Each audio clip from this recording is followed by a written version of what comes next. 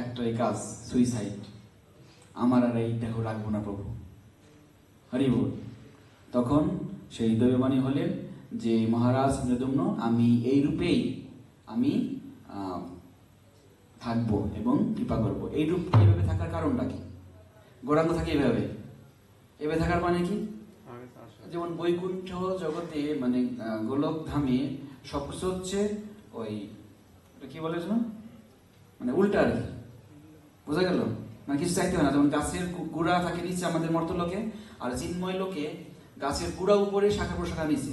আপনি একটা আম যাবেন, আপনি বাঞ্ছা করছেন আম লাগবে, আম গাছ আপনার কাছে চলে আসবে, শুধু চিরবেন, গাছে ওটা লাগবে না, মানে শাখা প্রশাখা নিচে। তো ভগবান এখান থেকে তো হাতটা নিয়ে দিয়ে রাখছেন। আমরা তো এভাবে গোর জয় তাই বললে টান দিয়ে নিয়ে উঠে চলে হরিব।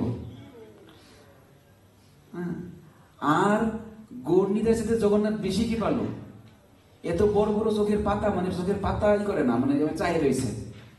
যদি একবার পলক পেলে আপনি অবাক হয়ে যাবেন, চিন্ময় ধামের সাথে আমাদের মর্তলোকের টাইমিং কত ডিস্টেন্স।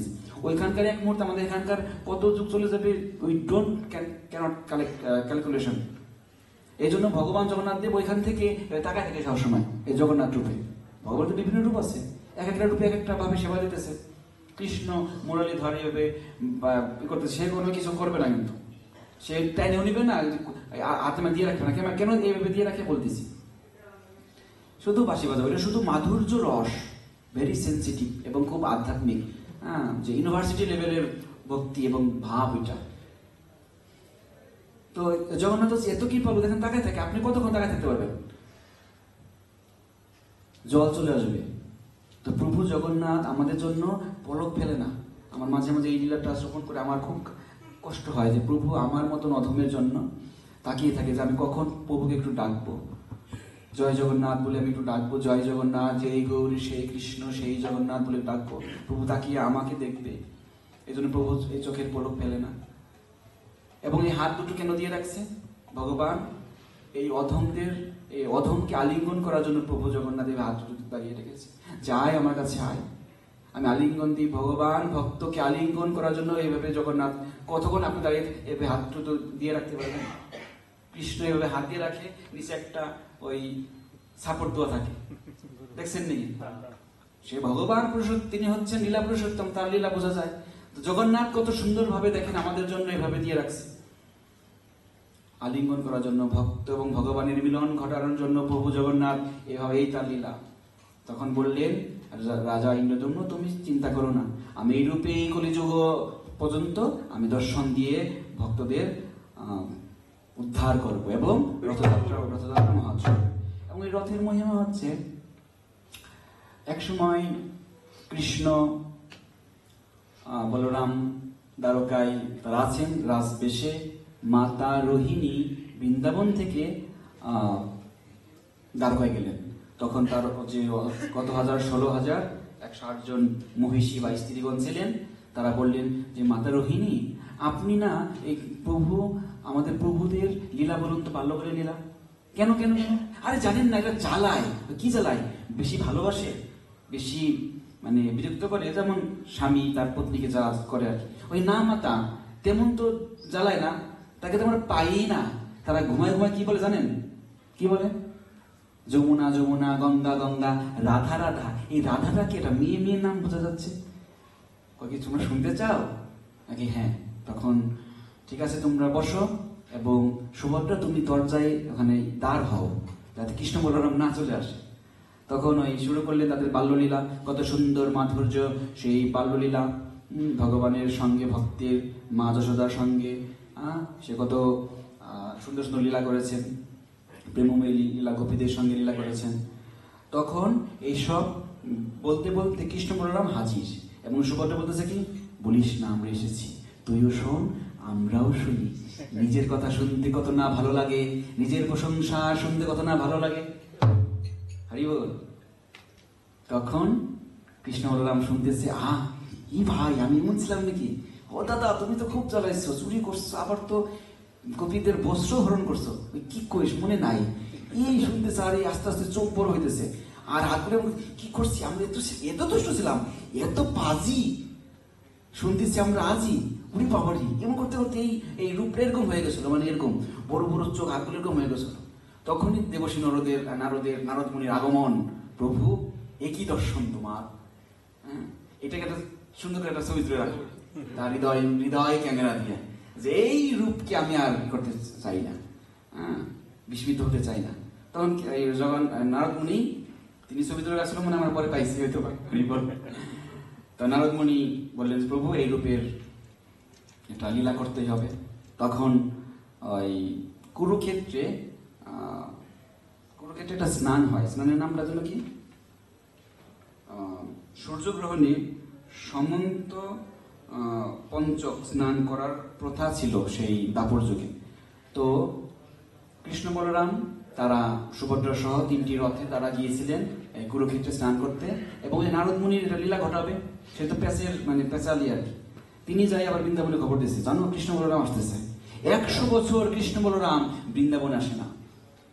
তখন সমস্ত গোপীগণ রাধারানী সহ এই কুরুক্ষেত্রে এলেন, এসে স্নান করবেন। তখন কৃষ্ণকে দর্শন করে তারা প্রীত হচ্ছে না। কৃষ্ণকে দেখেছে তারা সেই রাখাল রূপে, হ্যাঁ, মস্তকে সেই ময়ূরপুচ্ছ, হাতে তার বংশী, পরনে তার পীতবসন, সেই রাখাল বেশ। ওই রাজবেশে সেই গোপীগণ রাধারানী দেখে তাদের ভিতরে সেই মাধুর্য প্রেম তাদের আসতেছে না।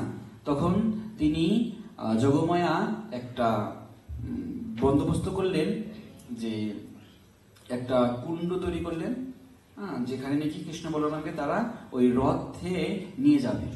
ওই রথগুলো দ্বারকায় ফেরত না নিয়ে এই গোপীগণ রাধারানী সহ তারা এই 3টি রথ, হ্যাঁ, যে জগমায়ার বন্দোবস্ত বুঝতেন তো, মানে দ্বারকার সমস্ত সৈনিক মুনি তারা ভাবতেছে এখানে স্থানীয় হয়ে যাচ্ছে, তারা কিন্তু ভেবে রয়েছে, মানে জগমায়ার যে বন্দোবস্ত, এটা তো আমাদের বোঝা বড় দায়। হ্যাঁ, এদিক দিয়ে লীলা হচ্ছে, ওই দিক দিয়ে মানে ওরা এভাবে রয়েছে, মানে পুশ দিয়ে রাখছে, পুশ, হ্যাঁ, মিউট করে রাখছে,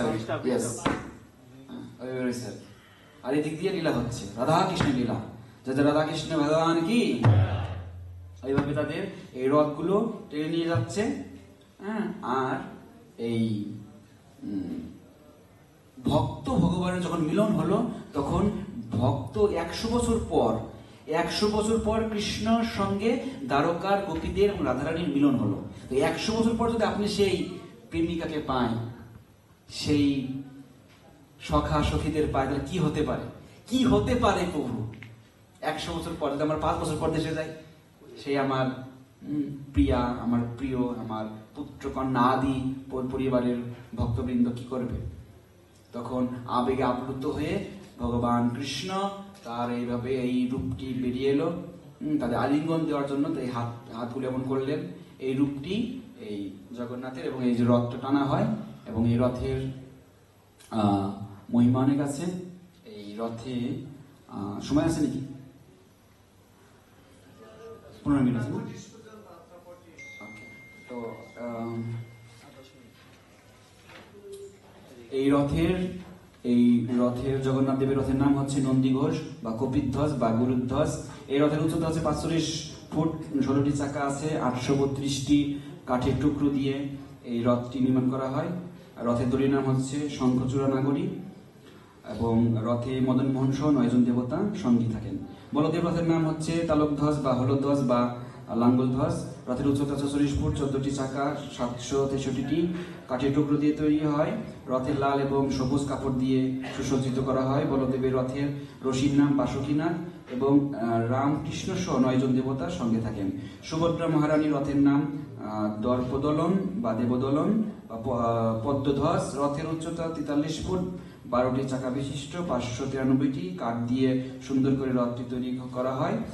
আর রথের রশির নাম হচ্ছে স্বর্ণচূড়া নাগরী। রথকে লাল এবং কালো কাপড় দিয়ে সুসজ্জিত করা হয়। আর রথে সুদর্শনা সহ 9 জন দেবী সঙ্গে থাকেন। তো এই যে রথ, এভাবে আমার রথে যদি আমরা করি, ভগবানকে দর্শন করি, একটা শ্লোক আছে রথে চ বামনম দৃষ্টা, তাহলে কি হয় আমাদের? রথে চ বামনম দৃষ্টা পুনর্জন্ম বিদ্যতে, এটা হচ্ছে সুত সংহিতায় আছে।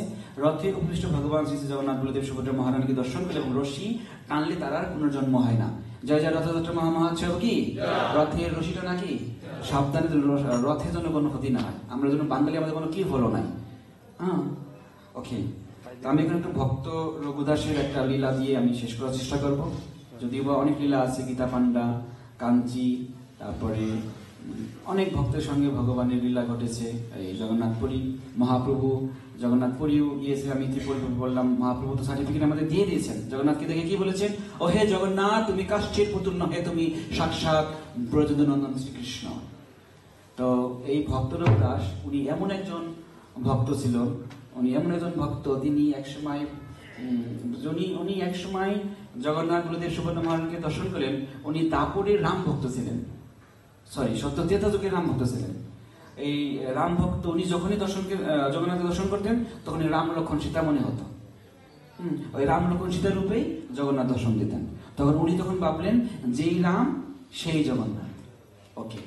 তখন এক সময় তিনি বনফুল সংগ্রহ করে কলা গাছের যে ডাউগা দিয়ে সুতা তৈরি করে মালা গেঁথে উনি জগন্নাথপুরী পান্ডাদের দিলেন যে প্রভু জগন্নাথকে এই মালাটা পরাবেন, আমি প্রভুর জন্য এই সেবাটা করেছি।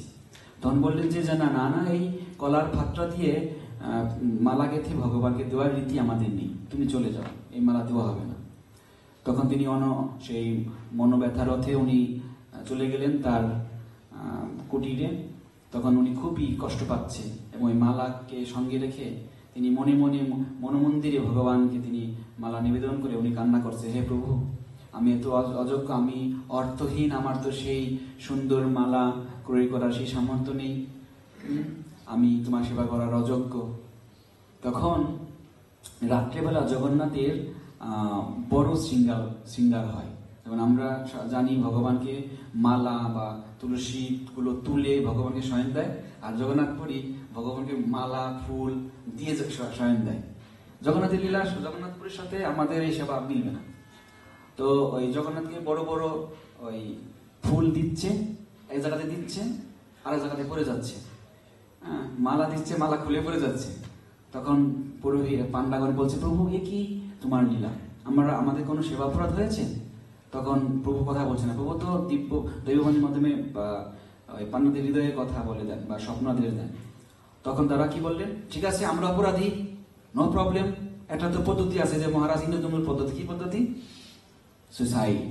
আমরা অনুসরণ করলাম, তোমার দিব্যবাণী আসা না পর্যন্ত আমরা কি অপরাধী তুমি না বলা পর্যন্ত আমরা অনশন, ধর্মঘট, আমাদের দাবি মানতে হবে। কেন এই লীলা তোমার? আমাদের সেবা কেন নিচ্ছ না? তুমি আজকে কি ঘুমাবে না? একাদশীতে আমরা করি, রাত্রি জাগরণ তো ভক্তরা করে, তুমি কেন আজকে ঘুমাবে না? কেন আমাদের এই বড় শৃঙ্গার তোমরা এই সেবা কেন নিবে না? তখন প্রভু জগন্নাথ বললেন যে তোমরা আমার ভক্তের দেওয়া মালা কেন গ্রহণ করো নাই? তুমি জানো কে? আমার সখা, আমার প্রিয় ভক্ত রঘুদাস, আমি ওর অন্তরে করি বসবাস, আর তোমরা ওর মালা নেও নাই। তোমরা জানো কি করছো, কত বড় অপরাধ করেছো? হ্যাঁ, তোমাদের আমি নাশ করে দেবো। না প্রভু, এখনই যাচ্ছি, যাও রঘুদাসকে ডেকে নিয়ে আসো। কোথায় রঘুদাস? এই রঘুদাস নামে কে আছো? হ্যাঁ, তখন রঘুদাসকে নিয়ে এলো। প্রভু আপনি এত বড় ভক্ত, প্রভু জগন্নাথ স্বয়ং আপনার মালার জন্য অপেক্ষা করতেছে। প্রভু এখনো ঘুমায় না, এখনো বড় সিঙ্গার হয় নাই, রাত্রি কত বেজে গেল, তাড়াতাড়ি মালা দেন। করছেন কি আপনি? চাকরি খাই বলাবেন নাকি? আমরা সেবায় কোনো ত্রুটি করি? হ্যাঁ, তখন মালা নিয়ে প্রভুকে দিলেন। প্রভু তো পরমানন্দে মালা গ্রহণ করে দিব্য নিদ্রায় গমন করলেন। জয় জগন্নাথ বলদেব সুভদ্রা মহারানী কি। তখন সকলে বুঝতে পারলেন এই রঘুদাস কোনো সাধারণ ব্যক্তি নয়, তিনি ভগবানের শুদ্ধ ভক্ত এবং জগন্নাথ স্বয়ং এসে তার সঙ্গে খেলা করতেন, কত লীলা করতেন। এক সময় এই প্রভু জগন্নাথ বলল, প্রভু চলো আমরা এখন কাঁঠাল চুরি করে আসি রাজার বাগানে। কি আপনি জগন্নাথ আপনি করবেন কাঁঠাল চুরি? না প্রভু, এটা আপনি মানায় না। ওই তুমি করো না বাড়াবাড়ি, আমি করবো চুরি, তা তোমার কেন তো বাড়াবাড়ি? কি না প্রভু, এটা মানায় না, আমি আপনার জন্য কাঁঠাল নিয়ে আসবো, ভিক্ষা করে নিয়ে আসবো। ভিক্ষা সবসময় ভিক্ষা ভাল লাগে? তুমি ব্রাহ্মণ, তুমি ভিক্ষা কর, তোমার মানে আমার কি ভিক্ষা? আমার চুরি মানায় কেন প্রভু? চুরি মানায়? আরে জানো না আমি দাপর যুগে কত চুরি করেছি। আমি কৃষ্ণ অবতারী রূপে যখন ছিলাম তখন কত চুরি করেছি। কি হলো? এই চুরি হয়ে গেছে। তখন আরে ভাই এটা দেন না বলতে স্পিকার দেন যেন আপনি করতে থাকেন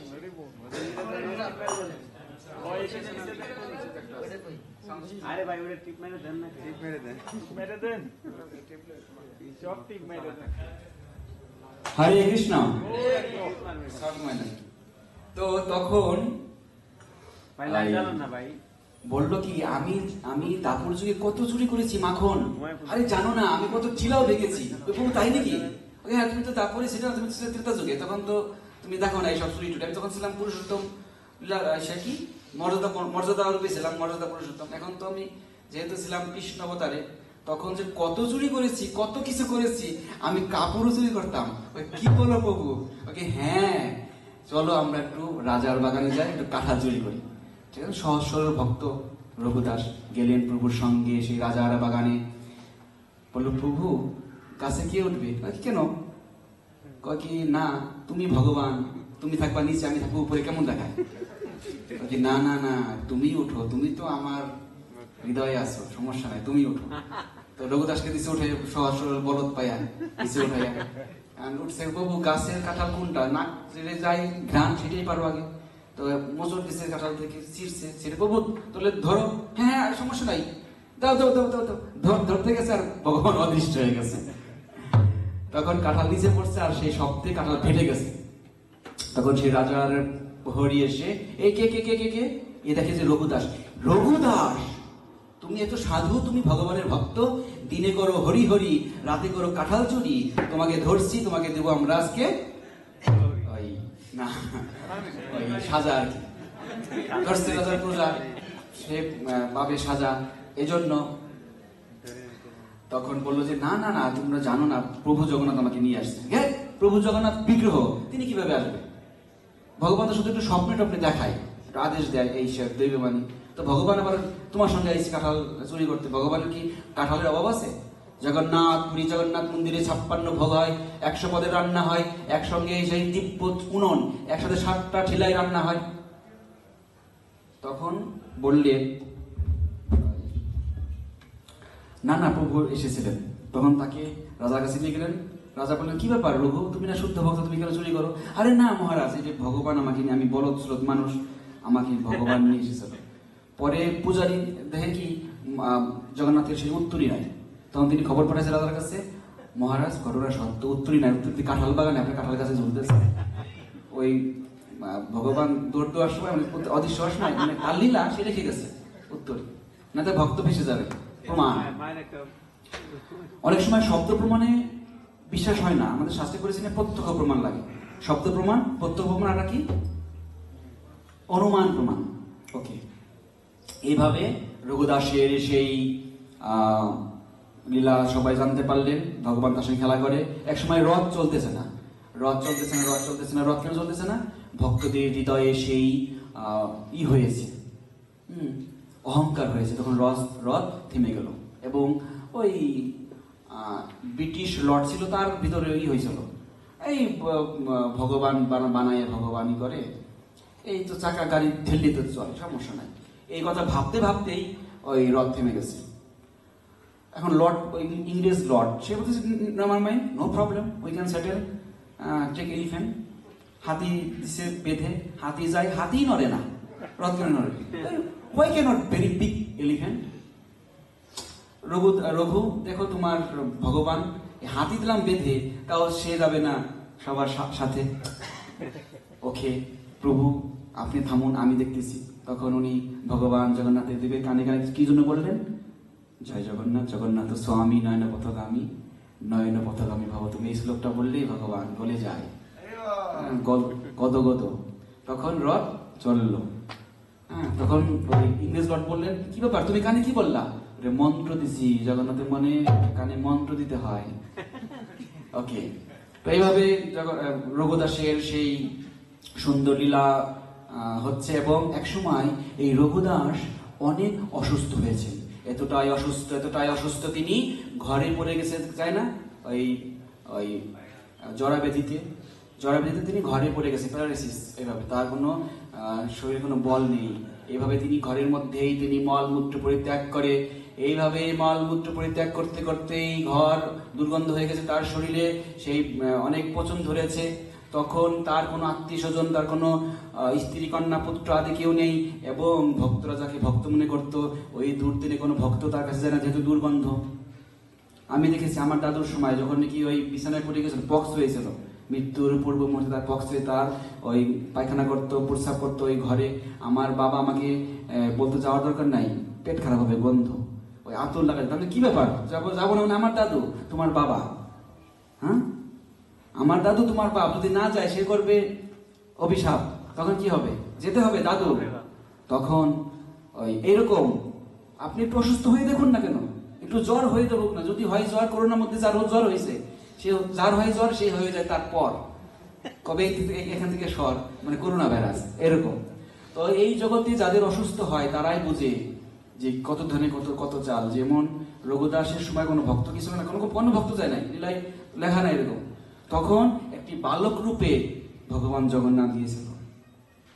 ভগবান জগন্নাথ রূপে সেই রঘুদাসের সেই মলমূত্র পরিষ্কার করেছেন, ভগবানের দিব্য হাতের দিব্য হস্তের দ্বারা তাকে সেবা যত্ন করেছেন। সেই হীন সেবা করার দরুন সেই রঘুদাস সুস্থ হয়েছেন। অচেতন রঘুদাস যখন সুস্থ হলো, তখন চন্দনের গন্ধ, কি ব্যাপার এত সুন্দর চন্দনের গন্ধ, এত সুন্দর ভাবে আমাকে কে সেবা করে, আমি সুস্থ হয়ে গেলাম, কে সেবা করলো? তখন তিনি ভাবলেন, আজকে যদি সে আবার আসে, আমি অচেতন ভাব ধরে থাকবো, তখন সে আসবে, তখন আমি তাকে ধরবো। ওই দিন সেই আবার তাকে সেবা করছে, তখন অচেতন ভাব ধরে তার হাত ধরে ফেলেছে, এখন দেখে প্রভু জগন্নাথ। তখন রঘুদাস বললেন, প্রভু আমি কত জন্ম জন্মান্তরের অপরাধী, আমি জড়াব্যাধিতে ভুগতেছি, আমার প্রারব্ধ অপরাধের জন্য আমি ভুগতেছি। তুমি ভগবান, তুমি কেন আমার এই সেবা করতেছো প্রভু? তুমি ভগবান, তুমি সর্বশক্তিমান, তুমি তো চাইলে আমাকে সুস্থ করে দিতে পারতে, তুমি কেন এই হীন সেবা করছো প্রভু?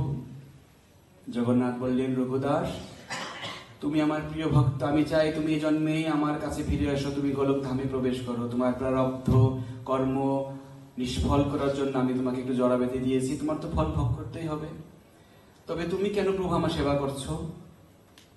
রঘুদাস, ভক্ত যেমন আমার সেবা করে আনন্দ পায়, আমি তেমন ভক্তের সেবা করে আনন্দ পাই। বলো হরি। এই জন্য তুমি যদি অসুস্থ লীলা না হতো, আমি কি তোমার সেবা করতে পারতাম? আমি কি তোমার এই সেবা করে যে তুমি আনন্দ পাও, আমি কি সেই আনন্দ পেতাম? তখন সেই ভক্ত আর ভগবানের মিলন হলো, এবং ওইখানে মধুর বৃন্দাবন হলো। জয় জয় জগন্নাথ বলদেব সুভদ্রা মহারানী কি, ভগবানের শুদ্ধ ভক্ত রঘুদাস কি, জগৎগুরু শিল প্রভুপাদ কি, পরমারাধ্য শিল গুরু মহারাজ কি, তো গৌর ভক্তবৃন্দ কি। জয় জয় আসছে রথযাত্রা মহামহোৎসব কি, জয় জয় নিতাই গৌর প্রেমানন্দে। হরি হরি বল। হরে কৃষ্ণ। যদি আমার এই কথায় কেউ কষ্ট পেয়ে থাকেন ক্ষমা করবেন। হরে কৃষ্ণ। জয়